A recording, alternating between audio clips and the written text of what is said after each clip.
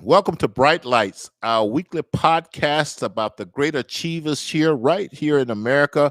We're coming to you live from our studio in North Minneapolis. So, welcome, like I said.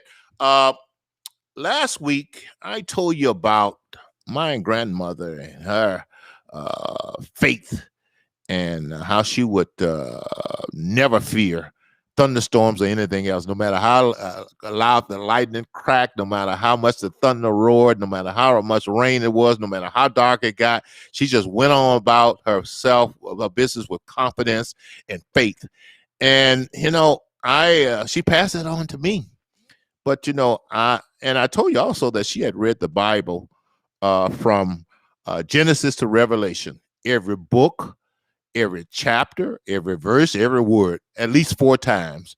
And she was just a strong lady. And one of these days, I'll share with you some things that, for those of you who poo-poo faith and religion and spirituality, I will share with you some stories from my grandmother that might make you think twice. And keep it in mind that all my life I've been one of those STEM people: science, technology, engineering, and math, and very logical. And I was always doubtful of some of the things that she was talking about. But I'll just say this: there are some things in this world that defies the laws of physics.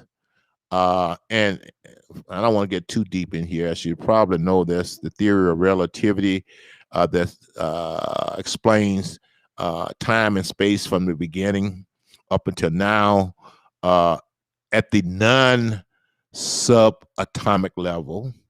And then for those of you, and once again, not to get too technical, at the subatomic level, we get into quantum physics, and all the rules of the theory of relativity go out the window.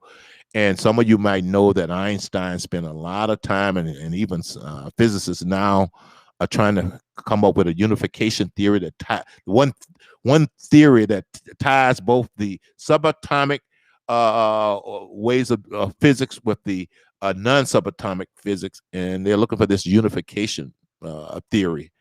And being a man of faith, I'm thinking God is that unification theory that ties that together. And once again, it's just past man's finding out. Now, I talked about my grandmother, her faith, and even I just have a daily type of song I listen to every day. And I ask all of you to go out and buy this song. It's called In the Middle, and it's by Isaac Curry. Go out to Apple Music, go out to Spotify. Once again, In the Middle. It talks about, praising God as all the stuff is going on while you're in the middle of all kinds of things. So check that out for a while.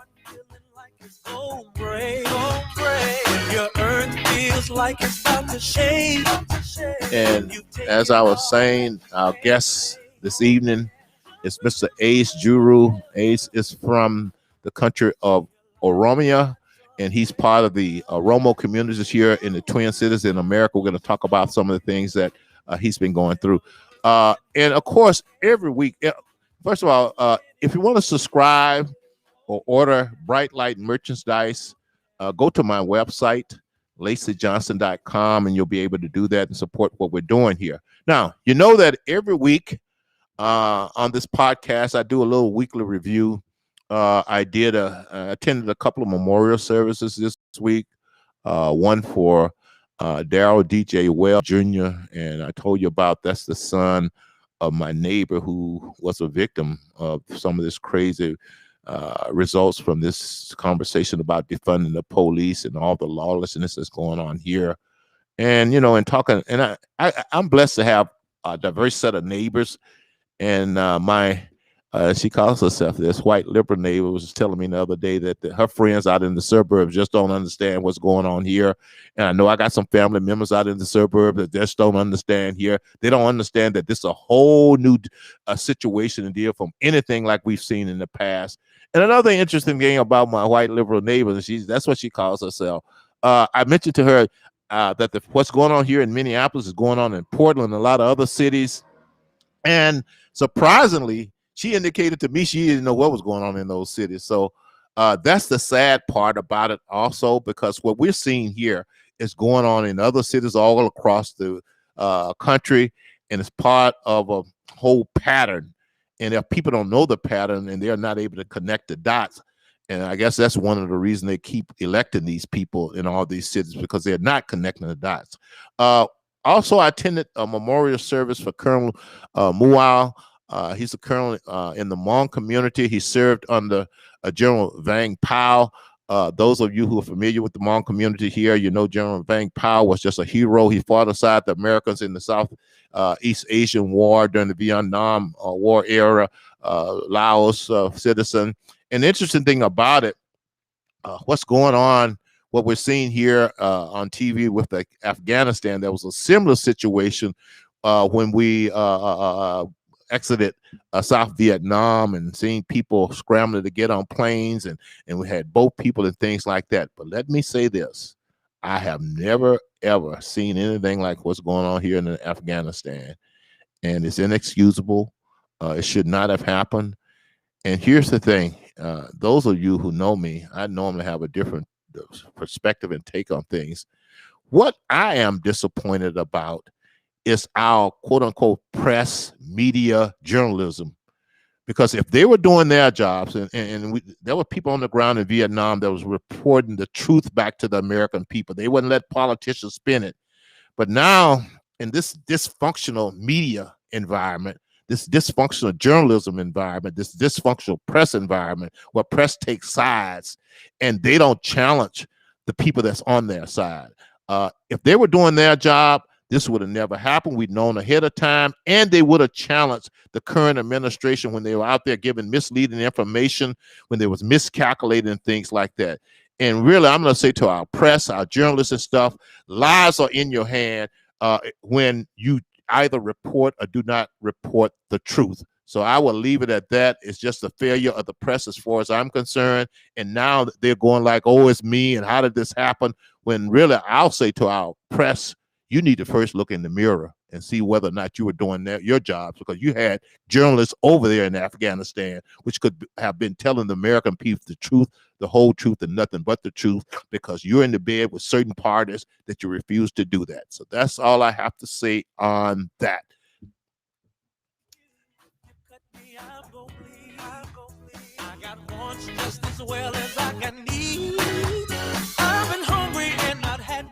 Okay.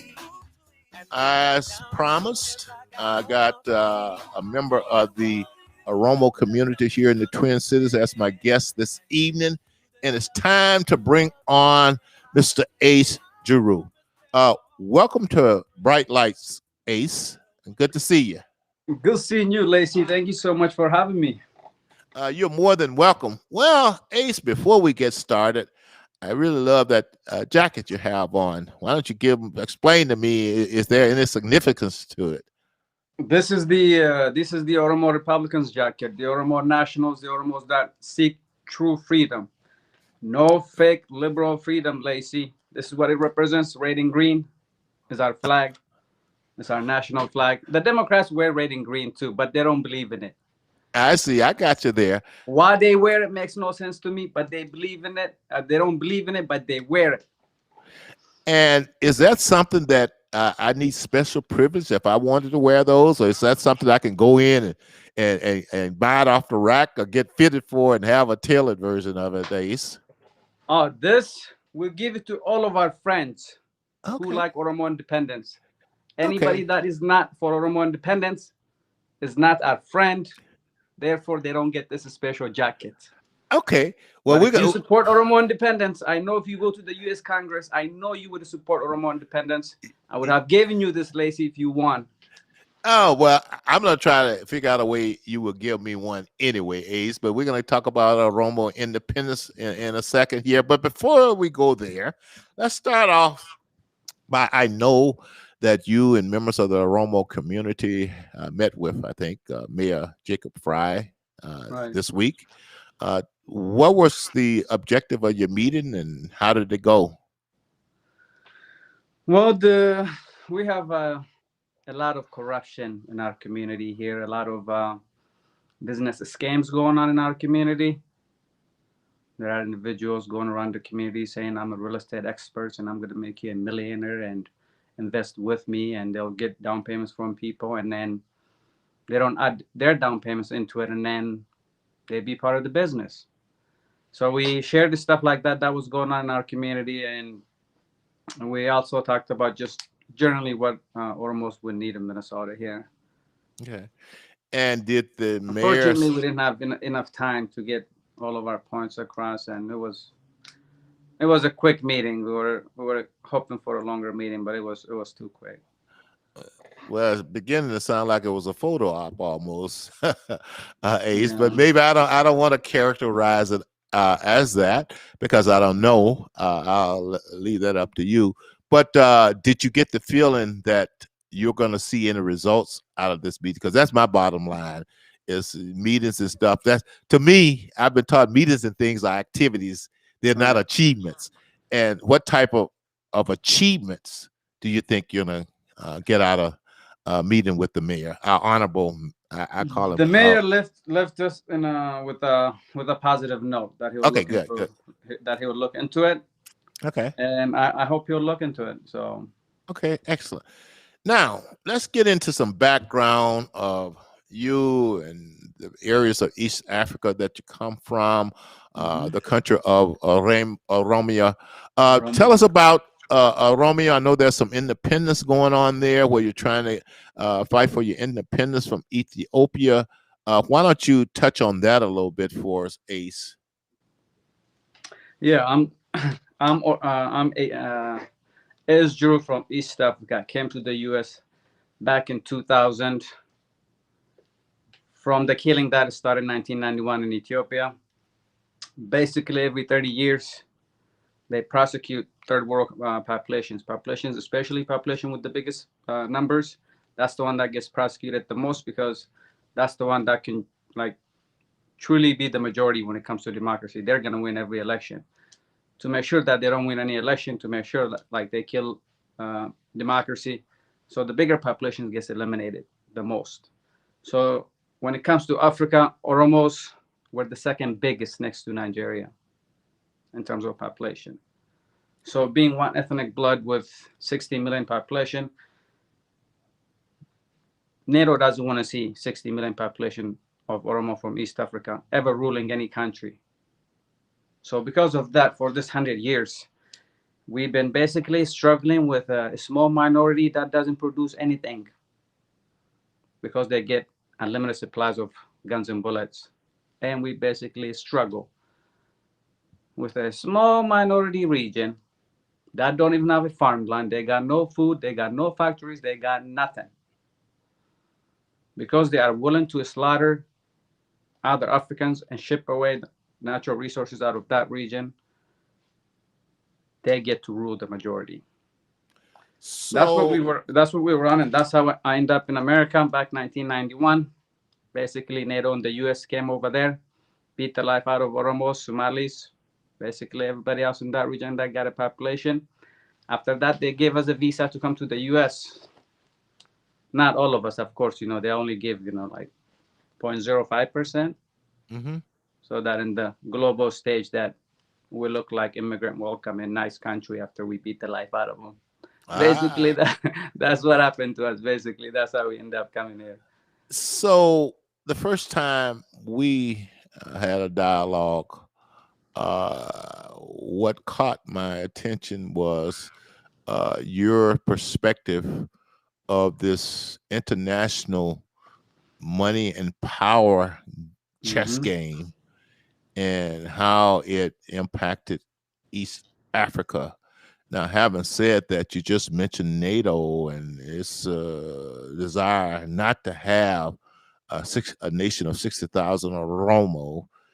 And I'm curious, why is that? Now, keep it in mind, I'm asking that from the perspective of even if you have a nation of 60,000 Oromo, they can still get to the leaders and get what they want. But is there more to it than that? Why specifically they don't want a nation of Oromos? So if me as Jiru becomes the prime minister of Ethiopia, I'm gonna let those 60 million Oromos eat. I'm not gonna starve them. Hmm.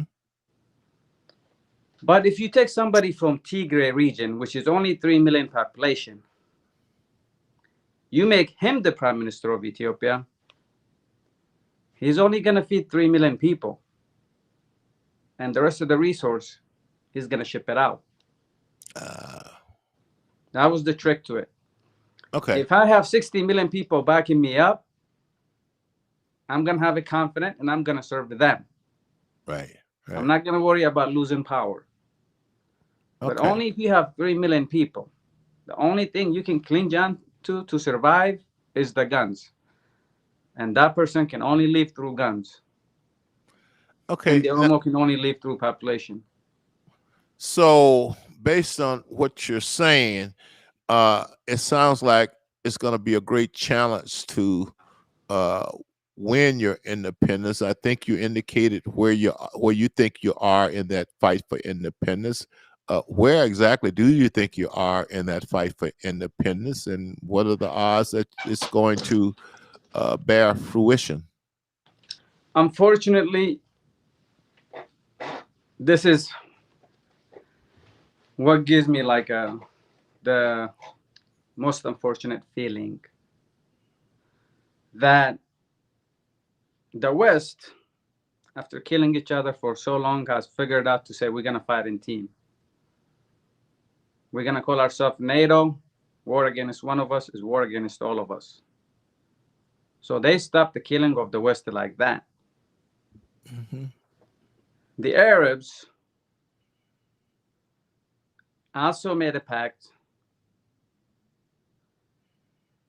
Although ISIS is a brand new thing because other countries were afraid to call themselves ISIS, but under the table they're all assisting ISIS. But that Leviathan thing where about 12, 13, 14 Arab countries have always fought together. So they were able to survive and maintain their power second place next to the West or next to Europe. They were able to maintain their power in second place. Then that brings us to everybody else who goes by the name of either third world or a second world. I'm from third world, Africa. The entire thing is basically third world except South Africa. So in this third world, we are not allowed to do research and developments. That's one way to keep you down. You cannot name me one third world country that produces bullets. As soon as any leader want to achieve that or do any of that stuff, they'll get eliminated. Okay. So you're indicating that NATO played an important role in Can I the. close on that question? Yeah, please do. Huh? So until African countries, at least 10 of them, 12 of them, make a pact and say war against one of us is war against all of us, just like the Arabs did it, just like the West and East did it. If Africa and Asia doesn't do that, Africa and Asia, or third world in general, we're never going to win any war. Because one country cannot win a war. It's been over 100 years now since one country is not able to win a war. So you got to fight in teams, and these third world countries got to make a team. So in Africa now we have African Union. These African leaders cannot sit and have a meeting without a NATO member being present. So that's where the game over for Africans and or third world in general. So, I mean, the obvious question for me is, what would happen if the African leaders say, "We want to hold a meeting, and we don't want you in this meeting, NATO"? What happens? They can't say that because every single African leader is a puppet. Oh, okay. That was Makes the sense. problem. Okay, they're not gonna say it. All the real leaders they all have rebel soldiers. Right. Right. So they cannot come to a meeting in one a specific like auditorium or gathering spot, since they're all rebels and they're all registered as a terrorist. You know, Right. every Right. rebel leader worldwide is registered as a terrorist.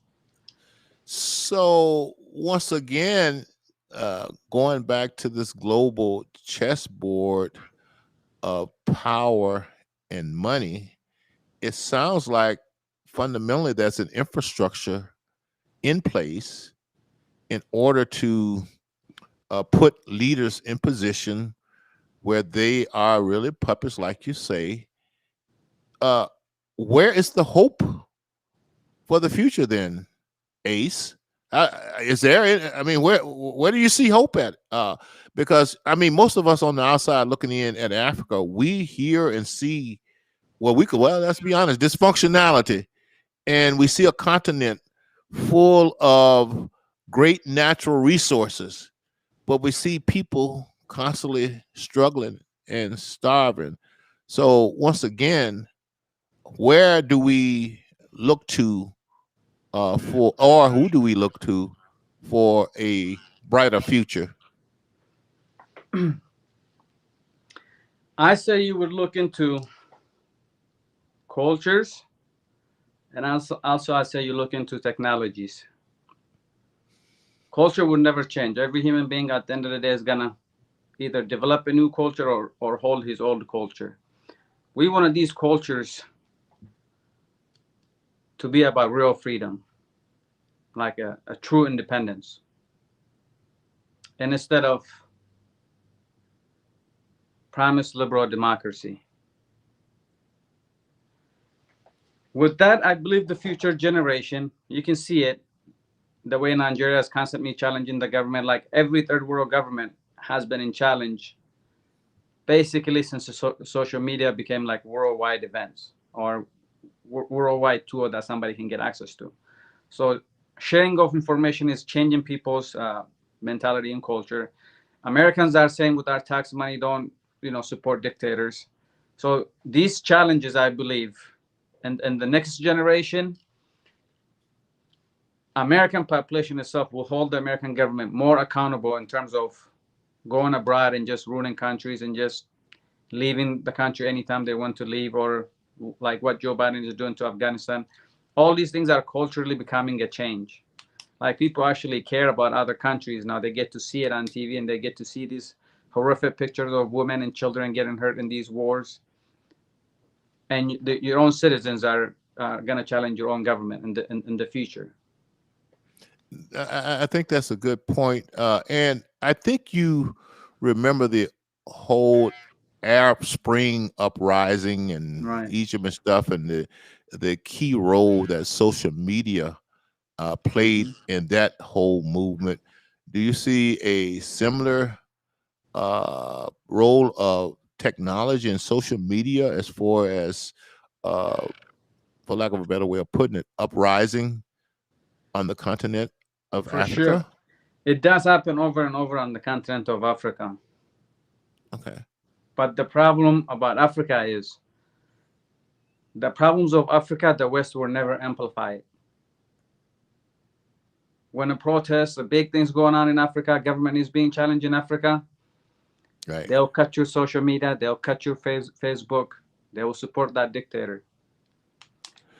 But in a country like Egypt, where there's when you're a when you're a second world country, that means there's there's enough education, there's enough educated citizens in there, there's enough technology in there, so they're never gonna stop like pumping into the world informations, videos, editing videos, quality videos, capturing every killings, doing documentaries. Second world countries can afford that, but the first, third world countries, they can't afford that. When these brutal wars going on, it just stays in the dark.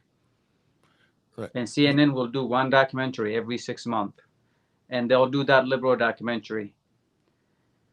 100 people died, and CNN will come out and saying like, "Oh, 10 people died." Some people are even disagreeing. It wasn't even 10 people died. They would do these kind of reporting to constantly support the dictator. They were constantly under report. Right. So most of us are familiar with the censorship of Hmm. big tech and social media here in this country. Well, a lot of us are, some of us aren't. Uh, what you're saying is that the same thing is going on in Africa, and this is a pattern across the world. And uh, Ace, who do you think is behind this worldwide big tech social media censorship based on your understanding of the worldwide chessboard of power and money? As the liberal globalist. Okay. Okay. And The there liberal are. globalists Mhm. on the world internet, they own major world trade routes. And although the only reason they, the only reason they would use this, I'm a liberal globalist, is only to pimp people. They're not truly globalists with a good intent and goodwill. Right. They're hiding behind the guise of kindness, and they're gonna go pimp the world. So these globalists, they don't want to see any borders. Hmm. They want to use every open water. They want their ships to flow free, and they will So, be the richest folks mhm. in the world at the expenses of all of us. Well, Ace, I'm quite sure that you have been accused of being a conspiracy theorist or somewhere down the line for the views that you just expressed. What's your reply when people say that to you? Well, you know that criminal peace award? They call it the Nobel Peace Award. Hmm. I call it a criminal peace award. Every person they give it to from third world, either they're promoting him to become a prime minister so he can slaughter population, hiding behind the kindness of world peace award winner, the Myanmar lady.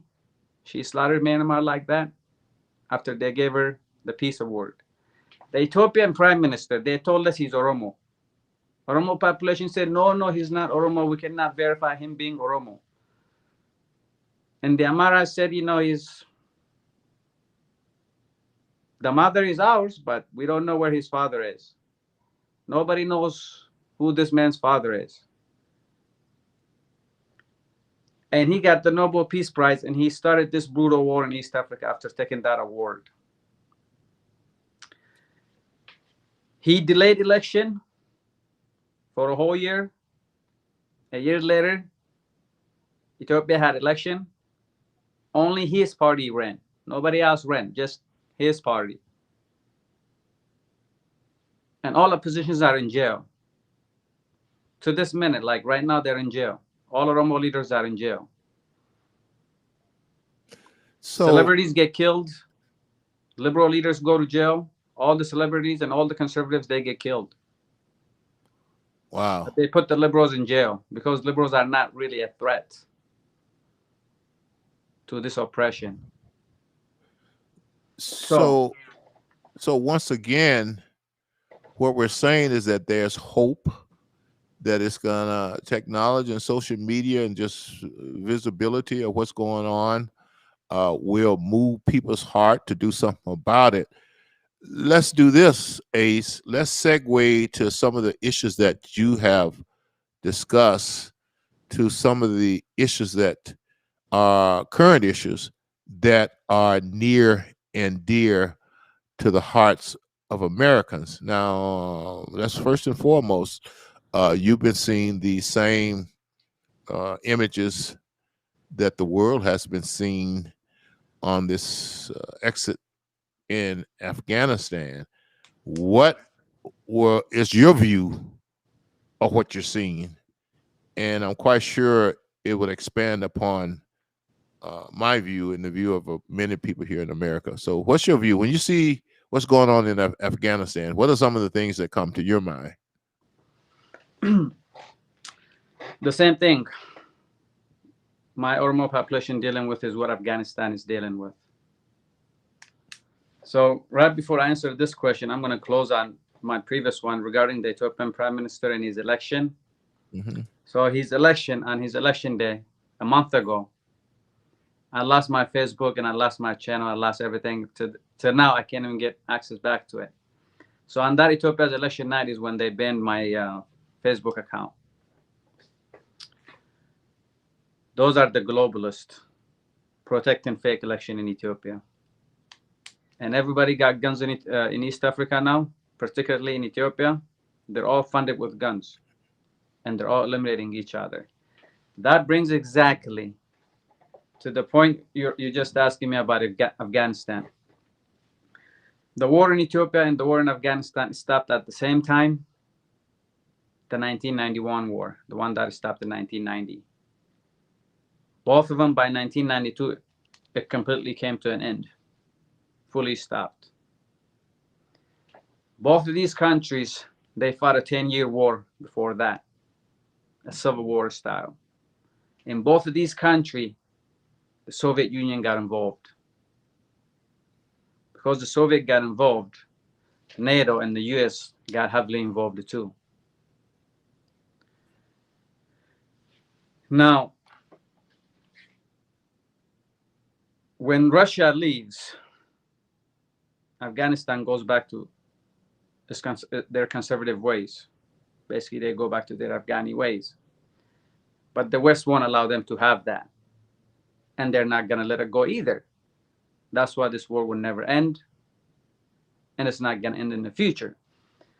To make that case, I want to highlight the history of Afghanistan's government. Before 1824, when India and all Asia side gets colonized by British, right? 3 times in 1800s, early 1800s, England went to war with Afghanistan 3 times, and they were not able to colonize them. From 1824 to 1926, this is 98 years. Afghanistan government is called Emirates of Afghanistan. Basically, empires of Afghanistan. So they were running conservatively, they were running their society, they were living for 98 years. And then came 1926. This is after World War I. And England is still out there controlling many countries, and the US is expanding, everybody's expanding. And the liberal ideology is coming live, right? If you work with the Western countries, you're going to be more successful. So leaders started working with Western countries, to beat up their own competitors. So there's this man, Muhammad Shah, from 1926 through 1973. Kingdom of Afghanistan is the name of the government. That is 47 years. And this man ruled it as a liberal, working with the West. Before this society ran for 98 years. They ran their conservative ways. And suddenly this guy come dealing with the West and changes everything they do. Of course, they're going to get upset. And guns and everything is coming from the West. And at the time, back in 1926, there weren't that many guns. His own cousin, Muhammad Khan, a conservative Afghani, overthrows him. After 47 years, that guy ruled. This conservative guy overthrows him, but he was only able to keep the power only for 5 years, until 1978. Because the West is coming back and helping, and they're bringing back a liberal. If a liberal is leading a country, he's going to fail his citizens. Other countries going to make the benefit of this Afghanistan. So from 1978 through 1992, with the help of the West, they demolish Afghani's conservative government again, and they create a liberal government from 1978 to 1992. And this is a chance for Russia to slide in. Every time Afghanistan becomes a liberal, Russia and somebody else who doesn't like this liberal ideology gets invited. So let me ask you this, Ace, and not to cut you off. The point that you made about uh, the West never giving up on the prize of changing Afghanistan, it seems to me that you're saying even after 20 years and trillions of dollars, and the exit the way that it's happening right now, there's a chance that we're going to do this all over again. Is that all over again? Okay. It's going to repeat. Okay. So let me close this because the conclusion is going to make sense. Okay. So we're at 1992, right? From 1978 to 1992, when the West creates a liberal Afghanistan government, Russia slides in because all the conservative Afghanis gonna invite anybody who doesn't like that, right? Anybody who can be their friends. So the Russia comes in, and that brutal war keeps going. 1992, Russia collapsed in the 90s, everything. So by 1992, they establish another conservative government from 1992 through 1996. Again, it's only 4 years that this thing survived. Right. Let's try to wrap it up quick. Go ahead. I don't mean to rush it, but I'm thinking of the audience here. Go ahead. That's right. I'll make it fast. Okay. And then from 1996, right? So 1996 through 2001, they create another liberal organization. While this liberal organization gets created, what are the conservative, the Afghanis that want their country? What are they thinking? They're thinking about revenge on America. So that's how they land on 9/11, right? So after 9/11, we beat these conservatives, and we put in 2004, we put in the current Afghanistan government to this day that's supposedly existent until a month ago when he ran out. Right. So they established Islamic Republic of Afghanistan, right? It's a liberal government. They were established in 2004. Now that brings us to right now. Yes. So this time, they created 7 government, almost in 200 years, 200 years, right? From 1824 to now, to 2021, they created government 7 different times in Afghanistan. It's not like the U.S. where, you just get, somebody gets reelected, the same government system, transition to the new elected person, right? It's not like that in Afghanistan. It's a brand new, clean government after 30 years, 40 years of war. So you can see the only time conservative Afghanis had a government was back from 1824 through 1926, where they had it for 98 years. After that, the liberals had it for 47, the conservatives had it for 5, then the liberals had it for 12, the conservatives had it for 4, then the liberals had it for 5, then the conservatives had it for only like 1 year. And then the liberals had it since 2004. Now the conservative just took it, I guess. Right. And so you can see here that they're not getting their government. Like the population of Afghanistan, every time they seem to get the person they want, outside influence don't want that person they're picking. Right. So the war will never stop. It's the gun versus the population. I got and now, this is the closing, Lacey. This is where the closing comes. Now, this is a tribal war, right? At the same time, there's a country. Underneath the country, there's a tribal competition. Or in the case of America, there will be like state competition. Like if there's a mega countries coming out war against America, California is gonna, trying to be their own country. They already tried to be their own country when Trump won, and they didn't accept that, right? Mhm. So Afghanistan has 34 states or 34 provinces, right? Out of If you these say so. 34, Uh-huh. Hmm. out of these 34, it seems, except everybody's like partying, dancing with Talibans, except one. 33 of them seems like they're dancing with the Taliban and they're happy to see Taliban's coming and establishing a government on them. But there is one state, Panjshir, this state challenged the Soviet too. This is the number one ally of the West, right? So the leader of that state says, West, give me the guns. I'm ready to, eliminate the Talibanis. But Uh-huh. CNN and everybody else, the medias are not letting us know whether this guy is getting help or not. I'm pretty sure he's going to get help and the war will continue. What's the state and what's the guy's name? Ahmad Massoud is his name. But Uh-huh. the interesting part is the vice president is from his state, Right. right? Saleh is the vice president. The vice Uh-huh. president is from this Panjshir state.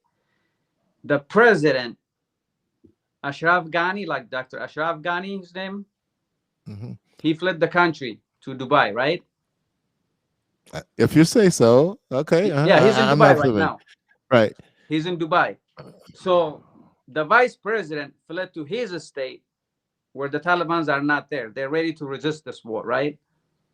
Right. So now, here is the closing. You ready? Yeah. Yes, I'm ready for the closing here. This is what we do to third world, Lacey. It takes a person at age 35 to be a leader of the country, to be the backbone of the country, right? At Hmm. 34, you have a lot of energy. You went to school, you have work experience.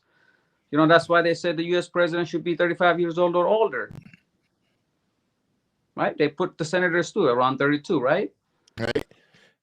So, third world country will have to go through a civil war every 30 years. Okay. Now, When they go through civil war every 30 years, their kids will never recover from this thing. right.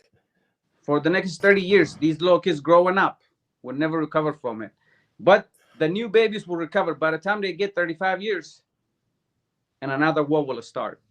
That's why we, the Oromo people, have war, civil war. That's why Afghanis have a civil war. And America is not stupid. And Joe Biden did not make any stupid mistake. They're creating a perfect war for Afghanis to eliminate each other. Once Afghanis eliminate each other for about 9 months or 1 year, we would just go back to Afghanistan. There are not many men left over there. And it's easy to control or tame or keep Afghanistan down for another 30 years. But when Okay. all these little kids grow up and become a man at 35, Right. we will set them up again for another great civil war. In Ethiopia, Lacey, for 30 years in diaspora inside Africa, we were not able to get guns.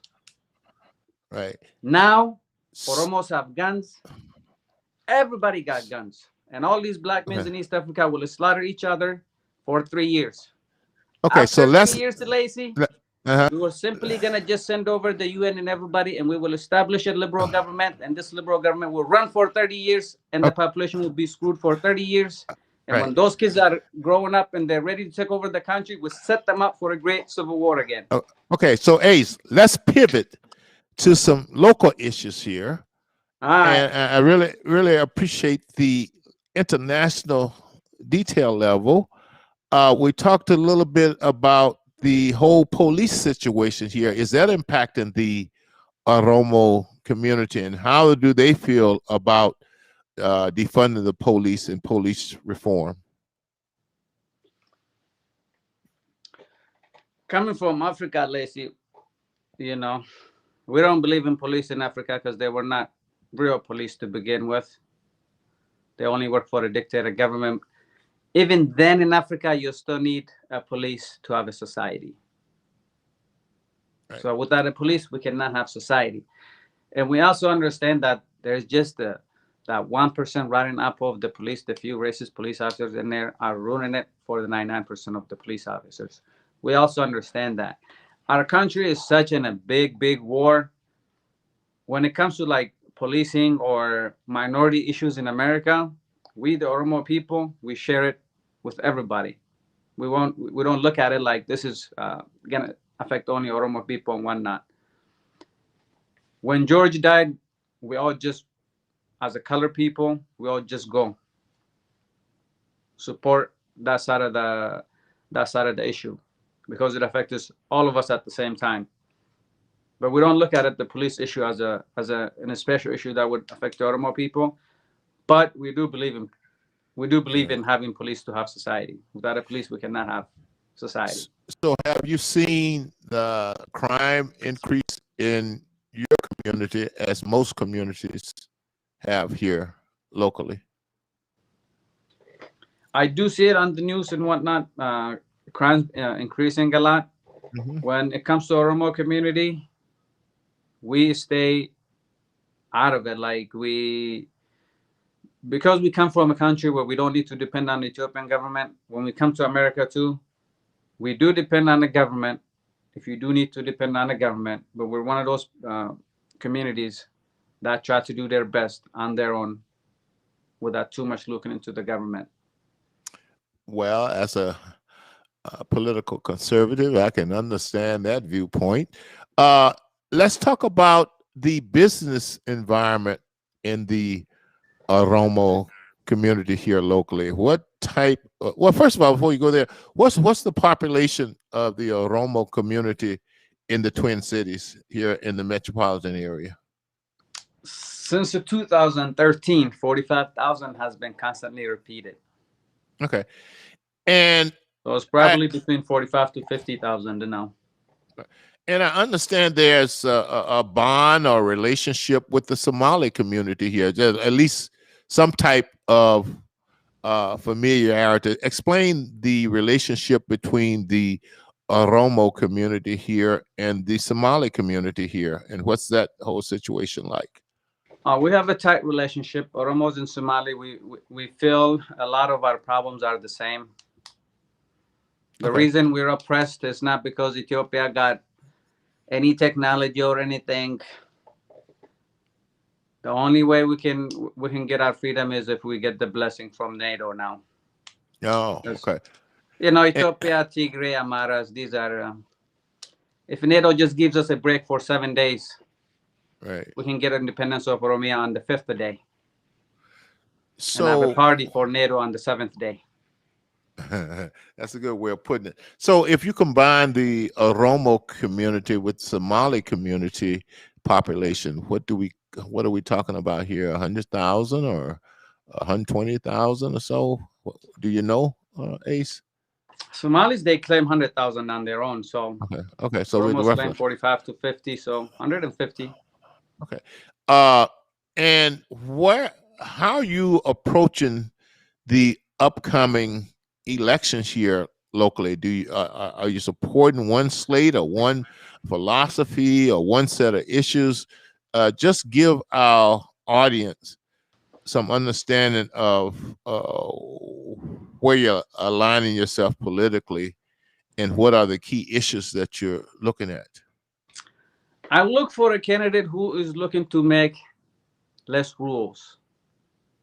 I like candidates who would like to deregulate the many rules. I believe every single rule made is to take away freedom. Every single of them. When they're made is to take away freedom. I don't want all the rules to be eliminated, but there's plenty of rules that I would like to see eliminated. Well, Ace, name me one rule that you see right now that you say, I just want to see it eliminated and we don't need the government is setting up a rule like this. Give me your one main one. If you had to pick one rule that Ace as mayor, even dictator of Minneapolis, would get rid of, what would it be that one rule? The one rule, Uh-huh. when we do this government paperwork, I know they give you a choice. This is, I know they give you a choice not to market, but I want to, especially at these government service places, stop marking identities. Don't ask me whether I'm black or white when I come to get service. That's a good point. You know, That's a good. I don't want a government to define any human being. As soon as the government define it, and I can get to use that thing and be racist with it. Right. Uh, that's a very good point. So we're at the end of our show here, Ace, and I always give our guest an opportunity to bring up an issue that I, as the imperfect host, and often not smart enough to think of all these things.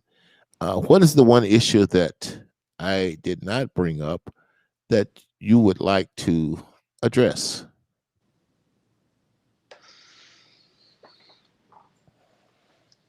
The one issue, Briefly, Ace. yeah, the one issue that bothers me the most is that, you know, DNC, the whole American liberal, the left is bothering us too much, the new immigrants. New immigrants are predominantly conservatives.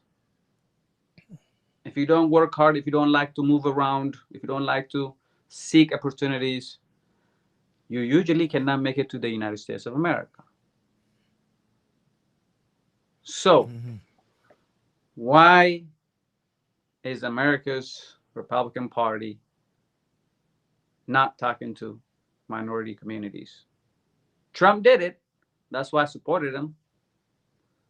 But if any other conservative comes up, like, I'm going to have a really, really hard time supporting, because they're just not going to come to our community.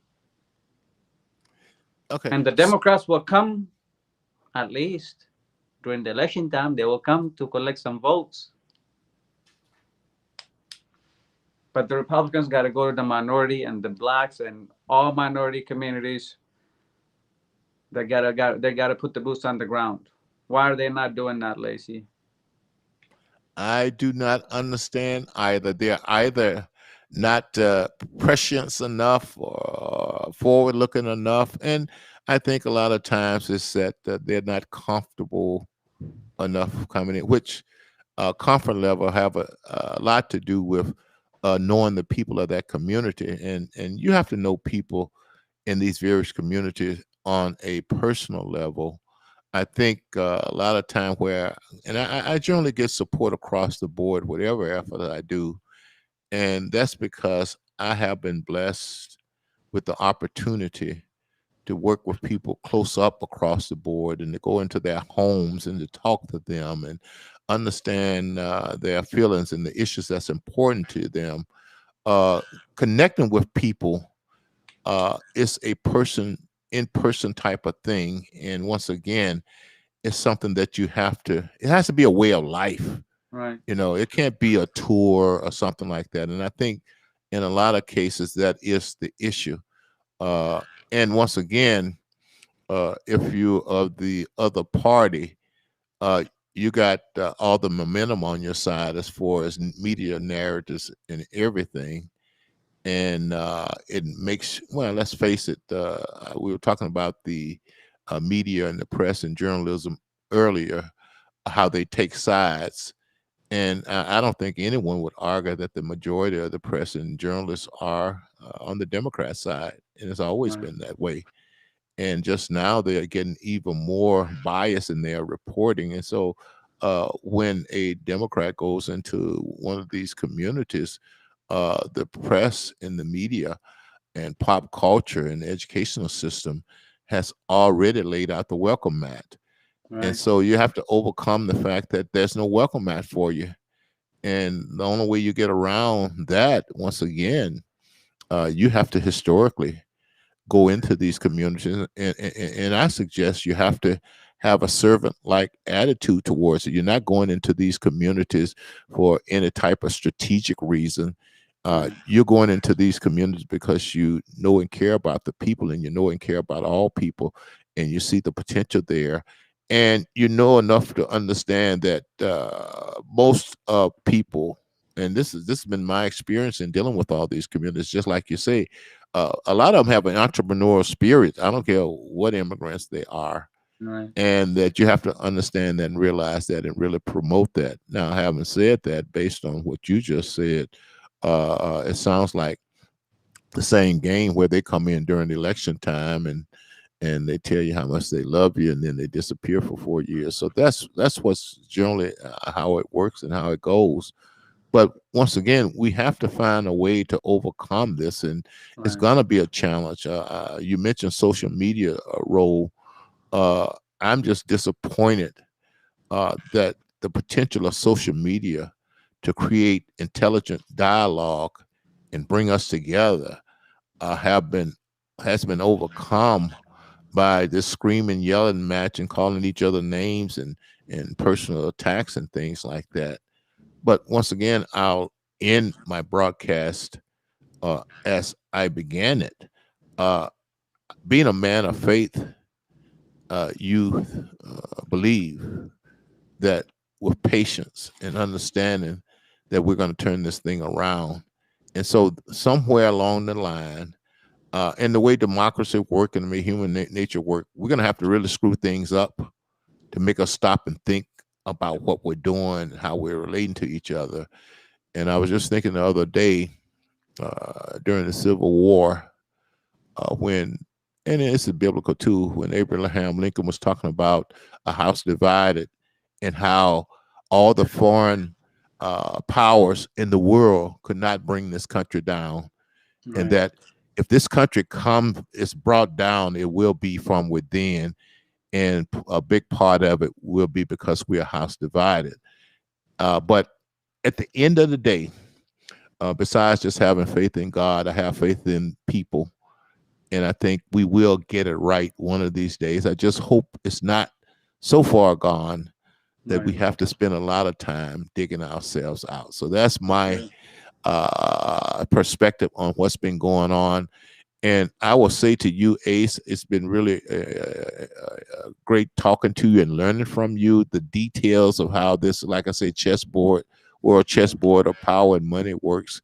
And let's just, you and I, make a personal pledge that we're going to keep up the fight and trying to make this a better world. Because at the end of the day, it's up to each one of us to get up and look in the mirror and decide whether or not we're trying to make a positive contribution to humanity, whether we're just shedding very little light and Right. just creating a lot of heat. So once again, let's stay in touch, Ace. Thank you for being a For guest. sure. Thank you for sharing your ideas. And I tell all of my local guests, we're going to go out and have a cup of coffee or something. But in your case, we're going to eventually get together and have an aroma meal together. So thank you very You much, got it. and keep up the fight, and look forward to talking to you very soon.